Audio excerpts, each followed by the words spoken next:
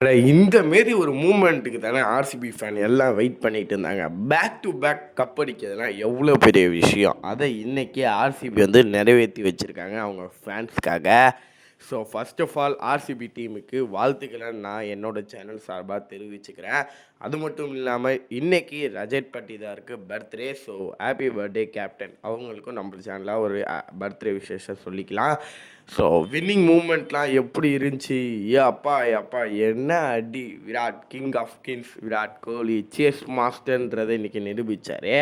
Last பால் six அடித்து முடித்து ஒரு கப்பு வாங்கி கொடுத்தது எங்கள் ஆர்சிபி ஃபேன்ஸ் எல்லாருக்கும் ரொம்ப ரொம்ப ரொம்ப ரொம்ப சந்தோஷம். நீங்கள் எந்த ஃபேனாக இருந்தாலும் இந்த மேட்சை பார்த்துருந்தீங்கன்னா என்ஜாய் பண்ணிருப்பீங்க.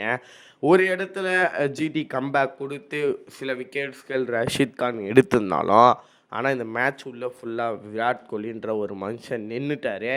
ஸோ இங்கே டாஸ் வின் பண்ணி பவுலிங் எடுத்ததுனால தான் இந்த மேட்ச் முடிஞ்சுன்றது கிடையாது. அவங்க அப்படி பேட்டிங் பவுலிங் எது எடுத்திருந்தாலும் ஆர்சிபி அவங்களோட எஃபர்ட்டை போட்டு ஜெயிக்கிறதுக்கு வாய்ப்பு இருக்குது. ஏன்னா இது ஒரு ப்ரெஷர் கேமு. ஸோ அந்த ப்ரெஷர் கேமில் ஜிடி எப்படி விளையாடுவாங்க என்றது யாருக்குமே தெரியாது. பட் இந்த ப்ரெஷர்லாம் பார்த்த பிளேயர்ஸ் ஆர்சிபி கிட்டே இருக்காங்க. ஸோ அதுக்கு தான் சொல்கிறாங்க, பேக் டு பேக் ட்ராஃபி அடிச்சிருக்கோம், திரும்பி அடுத்த வருஷம் ட்ராஃபிக்கு நாங்கள் முயற்சி பண்ணுவோம் அப்படின்ற மாரிலாம் சொல்கிறாங்க. இந்த கான்ஃபரன்ஸ் அவங்கள்ட்ட எப்படி வந்துச்சுன்னா 2025 அடித்த ஒரு ட்ராஃபி மட்டும்தான். அதுக்கு எடுத்தாங்க பாருங்கள் ஒரு ஸ்குவாடு, பெஸ்ட்டு ஸ்குவாடு. அந்த ஸ்குவாடு நல்லா உதவி செஞ்சு இப்போ சால்ட் இல்லைன்னொன்னே வெங்கடேஷ் ஐயர் எப்படி உள்ளே வந்து ஆடி, டஃபி வந்து ஜாஸ் ஹேசல்வுட்டுக்கு உள்ளே வந்து எப்படி ஒரு பர்ஃபார்ம் பண்ணாங்களோ அந்தமாரி ஒரு பீக் டீமை எடுத்து வச்சு இப்போது 2வது வாட்டி ட்ராஃபியை வின் பண்ணியிருக்காங்க. என்ன கேட்டிங்கன்னா ரொம்ப ரொம்ப ரொம்ப சந்தோஷம். இந்தமாரி ஒரு மூமெண்ட்டுக்காக நானும் ரொம்ப நாள் வெயிட் பண்ணிட்டு இருந்தேன். ஸோ எல்லா ஃபேன்ஸும் வெயிட் பண்ணிக்கிட்டு இருந்தோம். கரெக்டாக 155 மட்டும்தான் அடித்தாங்க இலக்கா. பட் இங்கே என்ன ஒன்று சொல்கிறேன், டாப் 2 அவுட் ஆகிடுச்சுன்னா அங்கே மேட்ச் ஓவர். ஜாஸ் ஹேசல்வுட் வந்து பார்த்தீங்களா இல்லையா, ஒரு பவுன்சரில் சுமன் கில்லை தூக்குனாரு. அடுத்தது சாய் சுதர்ஷன் அவுட்டு. அங்கேயே மேட்ச்சு ஓவர் ஆகிடுச்சு. ஏன்னா அதுக்கப்புறம் இப்போது டாப் 2 2 பேர் அவுட் ஆகிட்டாங்கன்னா அந்த டீமு 150 அடிக்கிறதுக்கு கூட திணறுது. ஸோ அதனால தான் நான் சொல்கிறேன், டாப் 3 எடுத்துட்டிங்கன்னா ஜிடி வாங்கிடுவாங்கன்றதை நான் சொல்லிக்கிட்டே இருந்தேன். அது இந்த மேட்ச் நடந்துருச்சு, நம்ம எல்லாருமே பார்த்துட்டோம். ஸோ ஆர்சிபியில் இருக்க எல்லா பிளேயருமே பர்ஃபார்ம் பண்ணாமல் இந்த இடத்துல ஆர்சிபி வரல. ஒரு விராட் கோலி, ஒரு ரஜத் பட்டிதார், ஒரு படிக்கல், இன்னைக்கு கியூக் கார்னர் பாருங்கள், இவர் வெங்கடேஷ் ஐயர், புவனேஸ்வர் குமார், ஜாஸ் ஹேசல்வுட்டு, குருணால் பாண்டியா, டிம் டேவிட், ஜிதேஷ் சர்மா அப்படின்ற ஒரு மிகப்பெரிய ஒரு டீம் எடுத்து வச்சு அந்த ஒரு பிளேயரும் ஒரு நாளும் ஒரு பர்ஃபார்மன்ஸ் கொடுத்து ப்ளே ஆஃபில் டாப் 2 முடித்து குவாலிஃபயர் 1 ஆடி குவாலிஃபயர் 1 ஜெயிச்சு அதாவது ஃபைனல் வந்து ஃபைனலில் 5 நாள் ரெஸ்ட்டு கிடச்சி பிச்சை பார்த்து பிச்சை நல்லா இருக்கா என்ன பண்ணலான்றதை பார்த்து அந்த ஒரு வின்னிங் மூமெண்ட் வரைக்கும் அந்த கோச்சஸோட மூஞ்சில் ஒரு ப்ரெஷர் இருக்குது. அப்போ அவங்க எந்த அளவு பயப்படுறாங்க, எந்த அளவு என்ன பண்ணலான்றதை அவங்க பார்க்குறாங்க. அவங்க இந்த வருஷம் உள்ளே வரும்போதே சொன்ன ஒரு விஷயம் என்னன்னா, நாங்கள் அட்டாக்கிங் கிரிக்கெட் தான் விளையாடுவோம், அவுட் ஆனாலும் நாங்கள் திரும்பி அட்டாக்கிங் தான் போவோன்ற மாரி டிகே சொல்லியிருந்தார். அது எல்லாத்தையுமே இந்த வருஷம் நிரூபிச்சிட்டாங்க. ஸோ வேறு மாதிரி ஒரு டீமாக இருக்குது. இன்னும் ஒரு 3 வருஷத்துக்கு ஆர்சிபியை கையால் பிடிக்க முடியாது. இன்னொன்றும் தோணுது, அடுத்த வருஷம் மெகா ஆக்ஷன் வரும். அதுக்கு முன்னாடி 2027 ஒரு ட்ராஃபி அடித்து பாக்கெட்டில் வச்சுக்கணுன்ற மாரி ஆர்சிபி நினைக்க வாய்ப்பு இருக்குது. இந்த ஸ்குவாடை வச்சுக்கிட்டு அடிக்க முடியாதுன்னு சொல்கிறதுக்கு வாய்ப்பே இல்லை. ஏன்னா புவனேஸ்வர் குமார் 36 வயசு ஆகுதுங்க.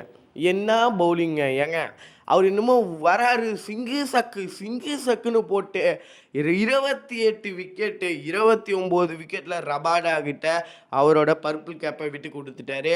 பட் பெஸ்ட்டு பவுலர் நீங்கள் பார்த்தீங்க இந்த சீசன்னா புவனேஸ்வர் குமாருங்க. அவர் ஏன் இந்தியன் டீமில் எடுக்கலைன்றது தான் வருத்தம்.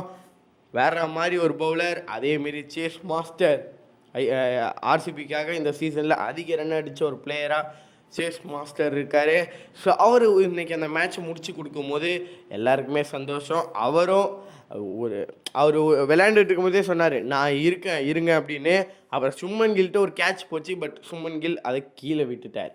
கீழே பிச்சில் பட்டதுனால நாட் அவுட் கொடுத்துட்டாங்க. ஸோ ஏகப்பட்ட விஷயங்கள் நடந்துச்சு. மேட்ச் என்ஜாய் பண்ணி பார்த்தேன். கரெக்டாக அந்த 12-15க்கு அந்த ட்ராஃபியை வாங்கும்போது எல்லா ஆர்சிபி ஃபேன்ஸுக்கும் அப்படியே மனசு குலுங்குச்சு. ஏன்னா 2வது ட்ராஃபின்றது மிகப்பெரிய விஷயம் இல்லை. அதுக்கு சிஎஸ்கே கூட வாழ்த்துக்கள் தெரிவிச்சிருந்தாங்க. தொடர்ந்து 2 ட்ராஃபி வின் பண்ணிருக்கீங்க, வாழ்த்துக்கள்ன்ற மாரி சொல்லியிருந்தாங்க. ஸோ வாழ்த்து தெரிவித்த எல்லா டீமுக்கும் அவங்க நன்றி கடனாக ஒரு போஸ்டர் போடுவாங்கன்றதை நம்ம பார்க்கலாம். கூடிய சீக்கிரத்தில் என்ஜாய்மெண்ட்டில் இருக்காங்க ஆர்சிபி டீம். ஸோ இதை பற்றி உங்களோட கருத்துக்களை மறக்காமல் கமெண்ட் செக்ஷனில் வந்து சொல்லுங்கள். நான்லாம் ரொம்ப ரொம்ப ரொம்ப சந்தோஷப்படுறேன் கைஸ். ஏன்னா ஒரு டீம் வந்து 14 போட்டி ஒரு மேட்ச்சில் வந்து விளையாடுது. அந்த 14 போட்டிக்கு விளையாண்டு அதில் தோல்வி இருக்கும், வெற்றி இருக்கும். அதெல்லாம் அவங்க நீடித்து அதெல்லாம் அவங்க பார்த்து எப்படி இப்போ ஒரு தோல்வி வந்துருச்சு, 2 தோல்வி வந்துருச்சுன்னா அப்படியே கம்பேக் கொடுத்துருக்காங்க. இது வரைக்கும் ஆர்சிபி இந்த சீசனில் தொடர்ந்து 3 மேட்ச் தோற்றது கிடையாது, 2 மேட்ச். அதுக்கப்புறம் அவங்களுக்கு எப்படி கம்பேக் கொடுக்கணுன்றது அவங்களுக்கு தெரியும். ஸோ அதனால் அந்த டீமை இதுக்கப்புறம் அவங்க மாற்ற வாய்ப்பில்லை. இந்த பிளேயர்ஸ் இதே டீமை வச்சு அவங்க நடத்திட்டு போயிட்டே இருக்க வேண்டியது தான். கோச்சஸ்லேயும் சேஞ்ச் வேணாம், பிளேயர்ஸ்லேயும் சேஞ்ச் வேணாம். மெகா ஆக்ஷனில் வெளில விட்டிங்கன்னா கூட திரும்பி அதே பிளேயர்ஸ் எடுங்க, உங்களுக்கு நல்ல பர்ஃபார்மன்ஸ் கொடுப்பாங்க. ஸோ 2 கப்பு லோடிங்கில் இருக்குது. இப்போ 3வது கப்பு லோடிங்க்கு அவங்க இப்பயே பேச ஆரம்பிச்சிருவாங்க. ஏன்னா போன வருஷம் ஒரு கப் அடித்தோடனே ட்ரெஸ்ஸிங் ரூமில் போயிட்டு அடுத்த வருஷம் நம்ம கப்புக்கு ட்ரை பண்ணணுன்ற மாரிலாம் பேசுனாங்க. இப்போ 2வது கப் அடிச்சுட்டாங்க, அப்போ 3வது கப்புக்கு அவங்க ட்ரை பண்ண பார்க்குவாங்க. ஸோ ஐபிஎல் இஸ் பிக்கஸ்ட்டு ஒரு இது எப்படி சொல்கிறது, எல்லா உலகத்திலே ஒரு பெஸ்ட்டு ஒன்றுனா அது ஐபிஎல் தான். அந்தமாரி ஒரு இதில் வந்து இது வரைக்கும் 1 கப்பு, 2 கப்பு, 3 கப்பு, 5 கப்பு மாதிரி தான் ஐபிஎல் ஹிஸ்ட்ரியிலே அடிச்சிருக்காங்க. எம்ஐ 5 வாட்டி, சிஎஸ்கே 5 வாட்டி, கேகேஆர் 3 வாட்டி, ஆர்சிபி 2 வாட்டி. மீதி இருக்க எல்லா டீம்ஸும் ஒரு வாட்டி அடிச்சிருக்காங்க. ஸோ பார்ப்போம். குருநாள் பாண்டியா கூட சொன்னார் 2 முடிச்சிட்டோம் 5க்கு வரோம் அப்படின்ற மாரி ஒரு ரியாக்ஷன்லாம் கொடுத்துருந்தாரு. பார்க்க ரொம்ப ரொம்ப ரொம்ப சந்தோஷமாக இருக்குது. ஸோ சேஸ் மாஸ்டரை பற்றி பேசுகிறதுக்கு வார்த்தைக்கு எல்லாம் இல்லைங்க. ஏங்க அவர் இருக்கிற வரைக்கும் இன்னும் 10 வருஷம் நின்று நிதானமாக ஆடுவார். நேற்று ஒரு ரூமர் கிளம்பிச்சு, விராட் கோலி இந்த சீசன் ஐபிஎல் முடிஞ்சோடனே வின்னோ தோல்வியோ அவர் ரிட்டையர்மெண்ட் அனௌன்ஸ் பண்ணுறாருன்னு. கடைசியில் அதெல்லாம் ஒன்றும் இல்லை பாருங்கள். சேஸ் மாஸ்டர் வரண்டா, அடுத்த வருஷம் வரண்டான்ட்டு கிளம்பி நேராக வீட்டுக்கு போகிறாரு. ஸோ வீட்டுக்கு போய்ட்டு ரெஸ்ட் எடுத்துகிட்டு ஓடிஐ மேட்ச்சுக்கு அவர் ரெடியாக பார்ப்பார். So is back. ஸோ ரோக்கோவை நம்ம ஓடிஐ மேட்சஸில் பார்ப்போம். ஸோ கிங் அங்கேயோ அவரோட ராஜ்யத்தை பண்ணுவார்ன்றது என்னோடய கருத்து. ஸோ என்ன வேணாலும் நடக்கலாம், பார்ப்போம்.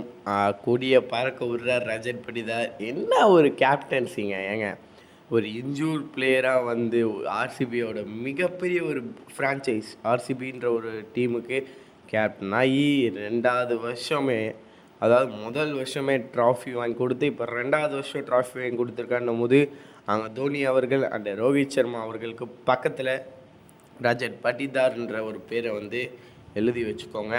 ஏன்னா எதனால் சொல்கிறேன்னா, ஏன்னா தொடர்ந்து 2 சீசன் கப் அடித்த 2 பிளேயர் லெஜண்ட் தோனி மற்றும் ரோஹித் சர்மா. அதில் இந்த ஒரு லெஜண்ட், வருங்கால லெஜண்ட் வந்து சேர்றான்னும் போது மிகப்பெரிய ஒரு மூமெண்ட்.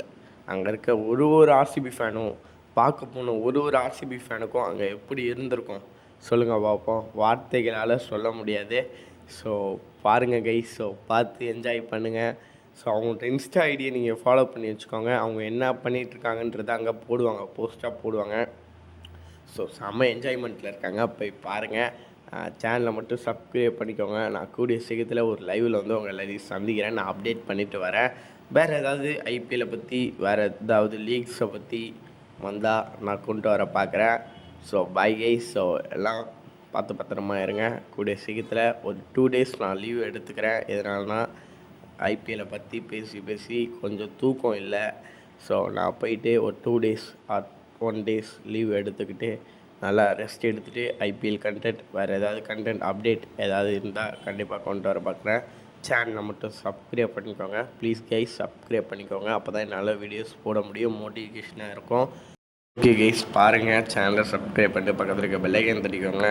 நான் இன்னொரு வீடியோவில் பார்க்குறேன். Bye guys, stay tune.